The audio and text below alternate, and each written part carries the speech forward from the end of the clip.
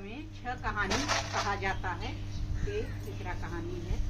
कोटा नगरी में 2 भाई रहते थे। बड़े का नाम कांसीराम और छोटे का बंसीराम। बड़े की पत्नी का नाम काली काली और छोटे के पत्नी का नाम लाली थी। काली के कोई संतान नहीं था। लाली के 2 बच्चे ठंगड़िया मुंगड़िया थे।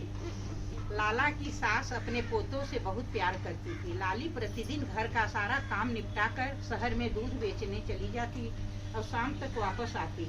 शहर में लाली जिस घर में दूध दही देती थी, वे लोग कहते थे, कल हमारे यहाँ कमर छठ की पूजा है, इसीलिए तुम भैंस का दूध दही लेकर आना, हम उसी से पूजा करेंगे। अगले दिन लाली जल्दी उठकर अपने बच्चों को नहला धुलाकर तैयार करती है। बच्चों को समझाती है कि अपनी काकी को तंग मत करना।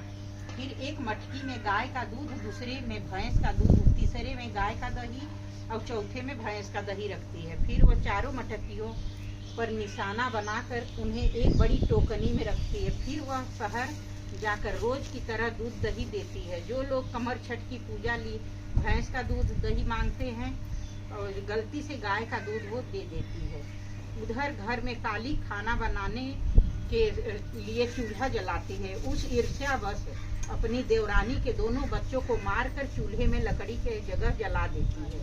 और खाना बनाने के बाद वह अपनी रसोई को अच्छी तरह साफ करके राख को समेटकर घर से बाहर फेंक देती है।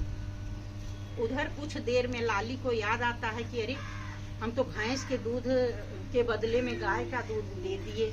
मटकी ज्यों का त्यों भरी रह गई थी। दौड़ी दौड़ी जाती है। वहाँ सभी महिलाओं को एक ही घर में एकत्रित होकर पूजा की तैयारी कर रही थी महिलाएं। लाली हाथ जोड़कर कहती है, मेरे से गलती हो गई, मैंने आपको भैंस के दूध के जगह गाय के दूध दही दे दिया। आप लोगों ने पूजा शुरू नहीं की है तो इसीलिए अलग कर दीजिए। भैंस के दूध और दही से पूजा कीजिए। लाली भी वहीं बैठकर पूजा करती है, अपनी गलती के लिए क्षमा मांगती है।